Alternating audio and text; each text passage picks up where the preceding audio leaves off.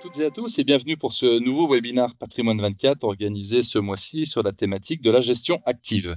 À l'heure où nos clients peuvent nous interroger sur la nécessité d'intégrer notamment des ETF dans nos allocations, il devient de plus en plus important de rappeler l'intérêt de la gestion active pour les actifs liquides de nos portefeuilles. Durant ce webinaire, nous allons donc décortiquer les principes fondamentaux de la gestion active, explorer les avantages et les défis de cette approche par rapport à la gestion passive et analyser les stratégies utilisées par les gestionnaires d'actifs pour identifier les opportunités de marché. Nous sommes ce mois-ci entourés de 3 acteurs bien connus des professionnels du patrimoine et spécialisés sur ce type de gestion. Alors, honneur aux femmes. Elsa Fernandez, vous êtes product spécialiste chez notamment sur les stratégies Valor, plus particulièrement Air Valor. Vous avez débuté votre carrière en 2010 chez Rothschild, déjà, Rothschild & Co, en tant que sales et marketing. Vous avez rejoint ensuite ABN AMRO comme analyste business support et en 2014, vous devenez la gérante de portefeuille chez Skylar Group.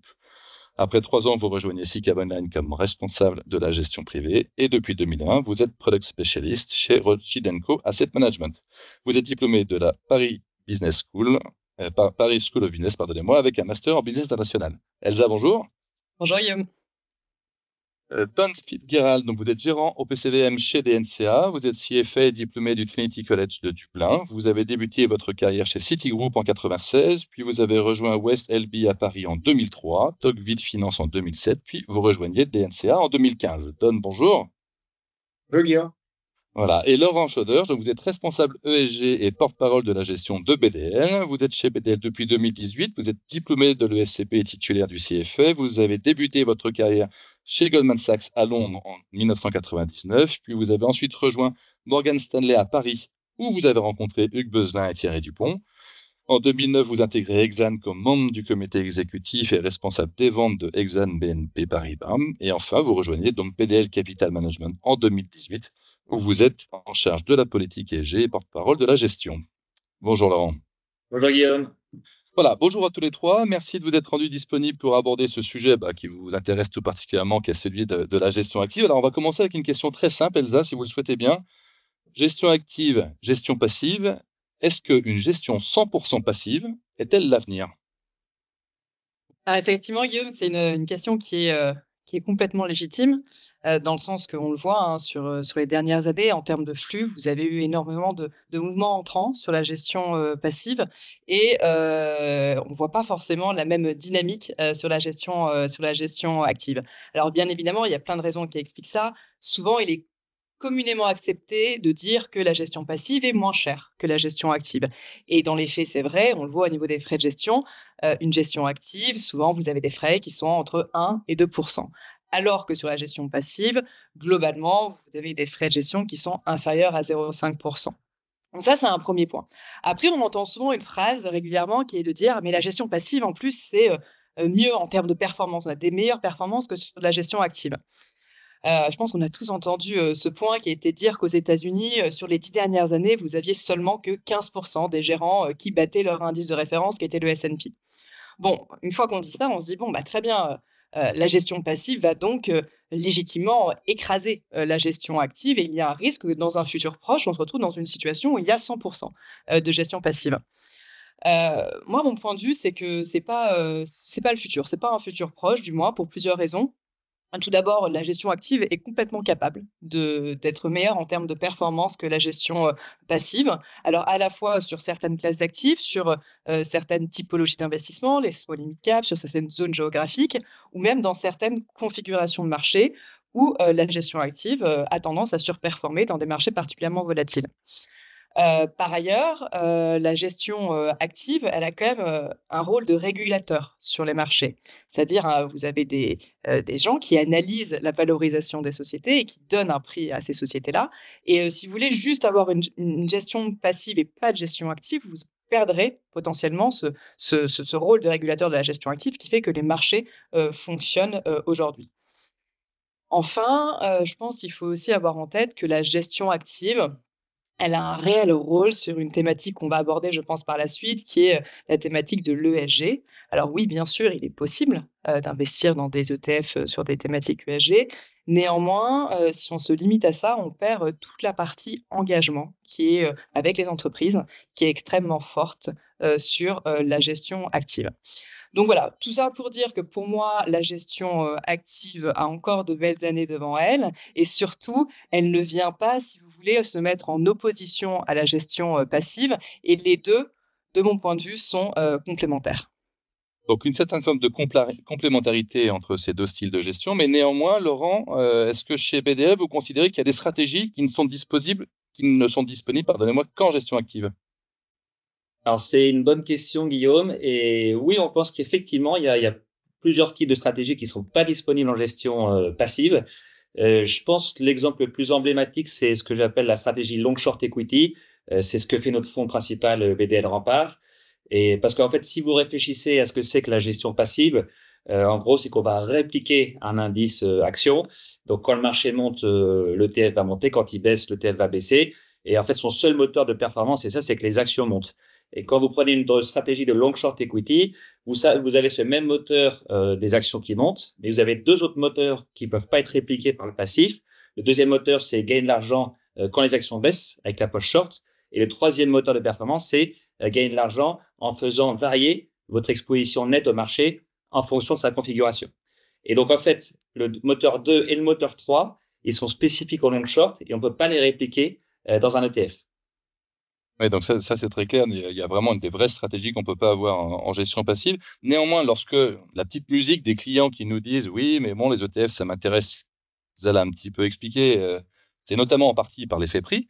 Euh, que répondre donne à un client qui nous dit voilà, l'investissement passif, c'est moins cher. Pourquoi est-ce qu'on va s'embêter à faire une gestion active? Qu'est-ce qu'on leur répond?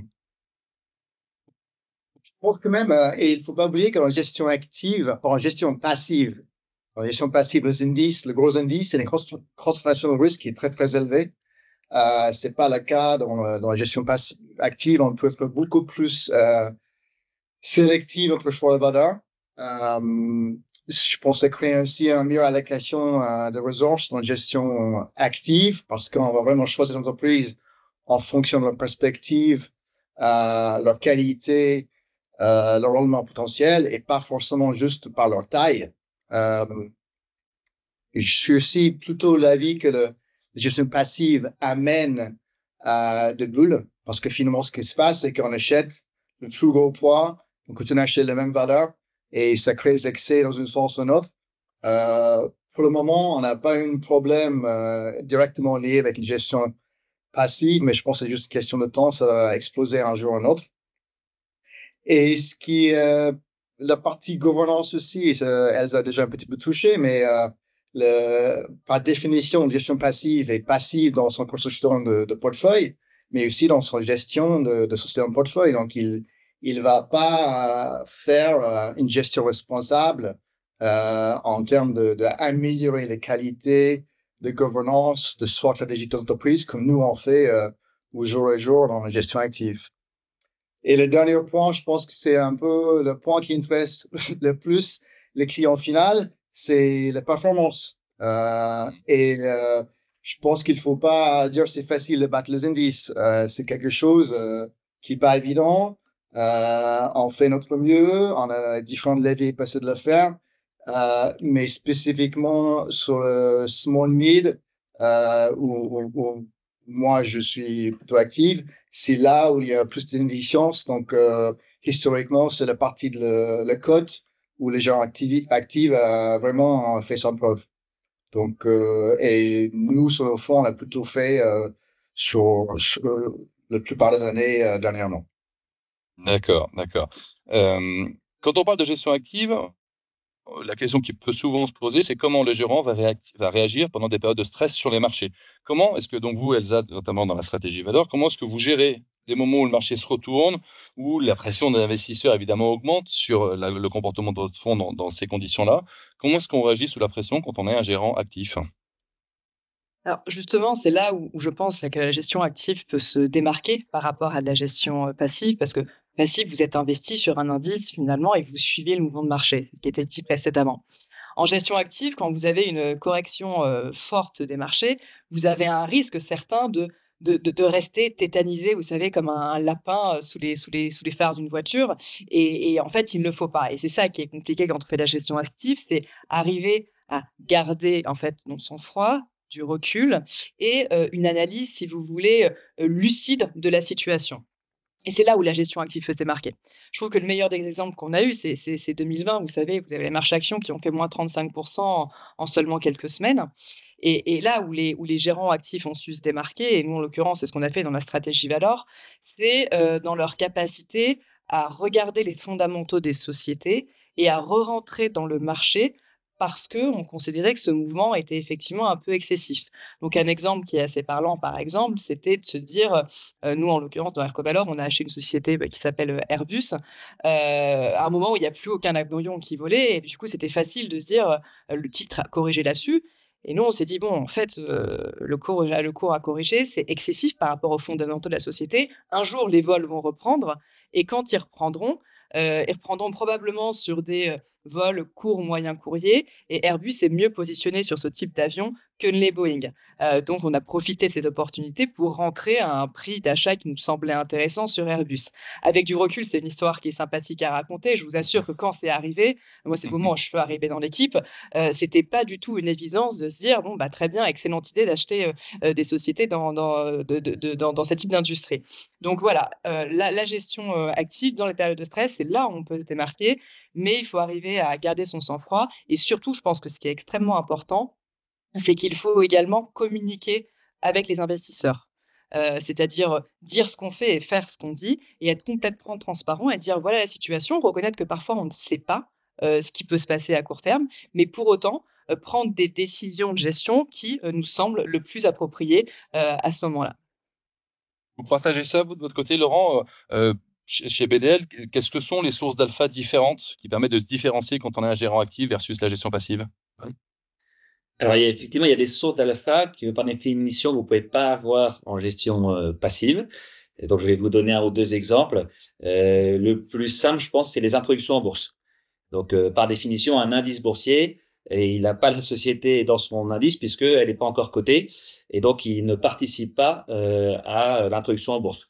Donc là, ça peut vous permettre, vous, gérant actif, de participer à l'introduction en bourse et de faire parfois des belles plus-values. Je pense par exemple cette année, pas plus tard que cette année, la société suisse Galderma, spécialisée dans les produits dermatologiques, introduction en bourse au mois de mars, plus 50% depuis. Donc ça, c'est une première source de valeur qui n'est pas réplicable. Un autre exemple un peu similaire, c'est ce qu'on appelle les spin-offs.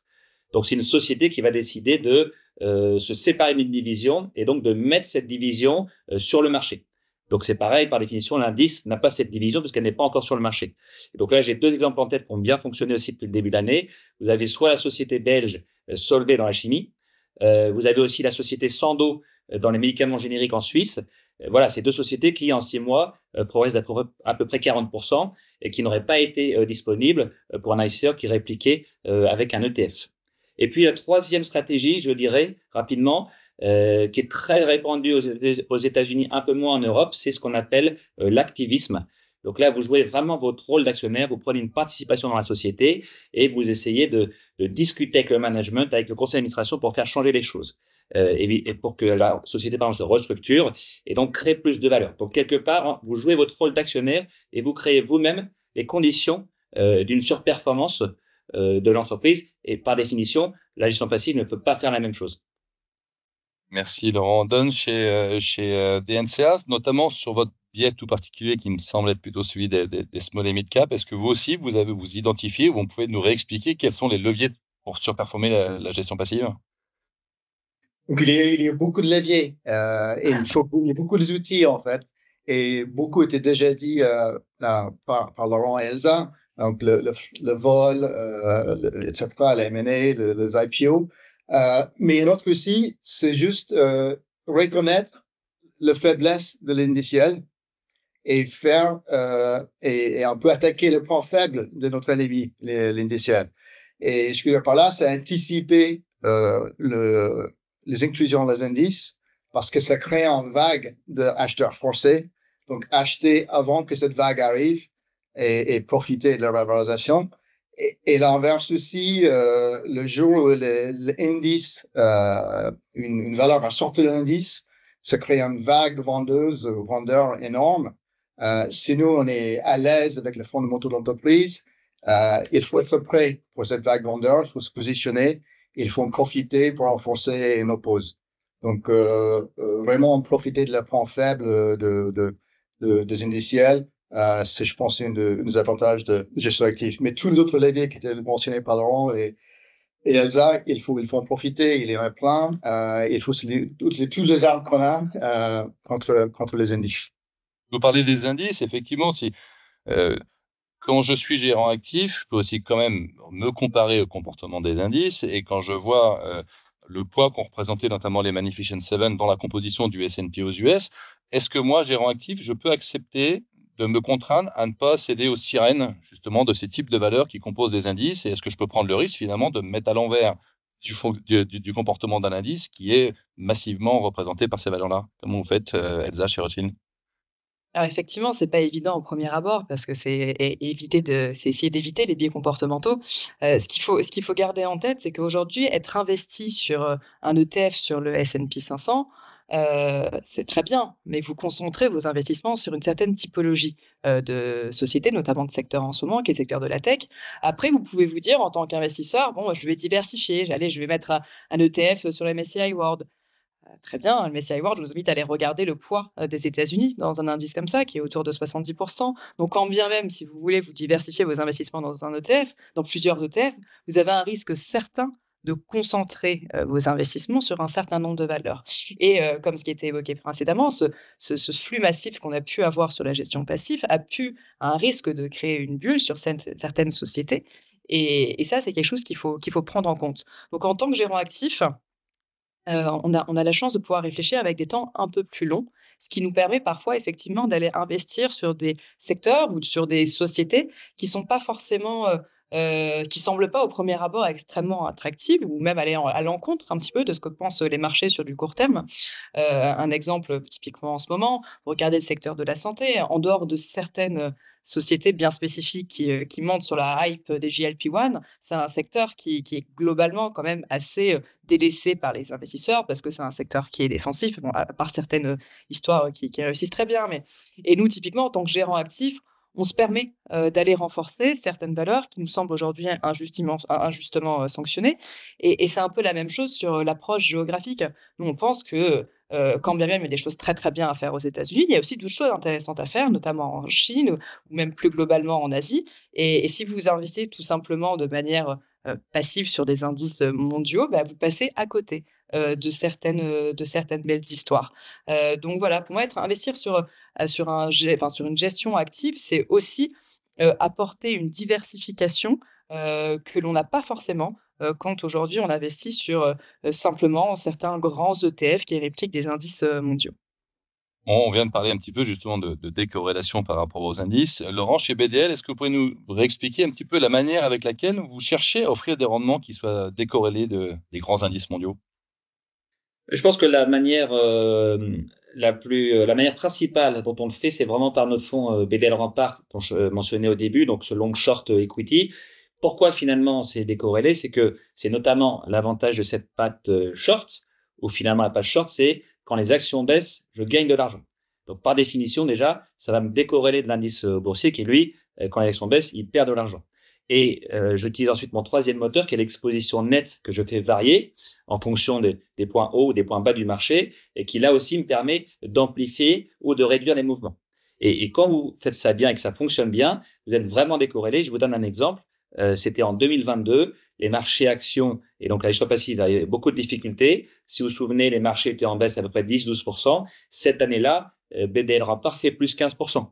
Parce que vos deux autres moteurs supplémentaires, le short et l'exposition nette, vont vraiment bien fonctionner. Donc là, c'est un bon exemple de décorrélation. Et merci Laurent. Et Don, pour reparler aussi de décorrélation, chez DNCA, vous nous en avez parlé un petit peu tout à l'heure d'IPO et de M&A. Comment est-ce qu'on identifie ce type d'investissement à rentrer en portefeuille et puis est-ce que le contexte actuel est porteur sur ces stratégies-là? Donc certainement, c'est une des leviers qu'on a dans la gestion active, les IPO et les M&A, etc. Mais certainement, c'est cyclique. Et on voit que c'est très calme ces dernières années, avec l'Ostetum surtout. Les IPO ont plutôt repris cette année. C'est pas ça reste de petits volumes, mais il y a plus de succès que des échecs, surtout sur le gros mid-cap comme Galderma, qui était cité par Laurent. Le M&A aussi, c'était quelque chose qui était très affecté par l'hausse de taux. Là, les banques sont plus prêtes à prêter. Le private equity commence à être plus actif de nouveau. Donc, on est sur un cycle aussi d'M&A qui, je pense, commençait il y a un an. Ça va continuer. Donc, tout ça, c'est positif pour la gestion active, pardon.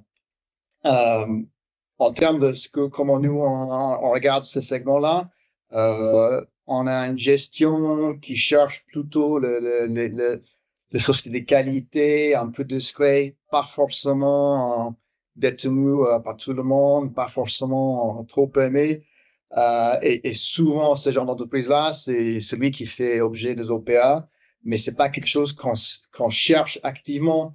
On cherche plutôt de bons fondamentaux, un peu moins bien valorisés par la bourse. Et ça arrive assez souvent qu'il y ait des OPA, mais c'est pas la stratégie, c'est pas central sur notre stratégie, en fait, la mener. Mais en moyenne, on a 3-4 OPA par an dans nos fonds. Et les IPO, je pense que là, il faut être très sélectif parce que même si le gros succès comme Galderma, il y a aussi d'autres IPO qui marchent moins bien. Et le petit détail, c'est que en réalité, sur les belles IPO qui marchent bien, c'est difficile d'avoir le papier, donc on est beaucoup moins bien alloué. Et sur les IPO qui sont moins intéressants, c'est là où c'est facile de se trouver avec une bonne allocation. Et si c'est pas liquide, on va faire coller dessous. Donc il faut être très très sélectif sur les IPO.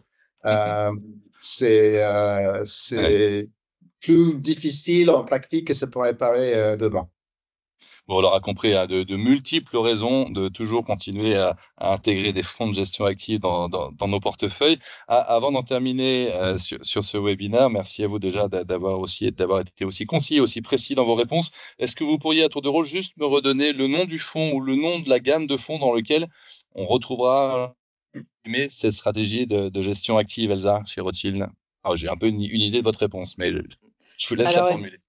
Effectivement, la gamme, on va dire, de fonds, c'est la gamme de fonds Valor. Mais si je dois mettre un fonds en avant, peut-être aujourd'hui, c'est plus le fonds ErcoValor Balance, qui a un profil un peu plus équilibré que le fonds historique et ErcoValor. Laurent, chez BDL, vous l'avez cité, mais n'hésitez pas à réinsister dessus, évidemment. Oui, merci Guillaume. Donc, c'est effectivement le fonds BDL Rempart, pure long short equity Europe, qui a la particularité d'avoir plus de 1 milliard d'euros d'encours. Et l'autre particularité, c'est qu'il a 19 ans de track record et que ça a été le premier fonds de long short equity introduit en France en 2005. Merci Laurent. Don, chez DNCA, on retrouve cette expertise dans quel fonds ou dans quelle gamme? Ouais, donc tous les fonds DNCA sont des fonds à gestion d'actifs et sur les gammes small mid, on a, je pense, 2 fonds qu'il faut mentionner. C'est DNCA Archer Mid Cap Europe et on a aussi un autre fonds qui a une très bonne perf mais qui est moins connu, qui s'appelle DNCA Small Mid Cap Euro. Et bientôt, elle va aussi se rebaptiser, elle va trouver un nouveau nom qu'on va dévoiler bientôt, qui est, je pense, un peu plus commercial que son nom existant. Surpris. Bah, écoutez, on attend ça avec impatience. Merci à tous les trois. On invite évidemment nos auditeurs à se rapprocher des différentes équipes de distribution de chacune de vos maisons pour avoir plus de détails. Merci à vous tous qui nous aurez écoutés. Et puis, on se retrouve à très bientôt pour un prochain webinaire Patrimoine 24. Bonne journée à tous.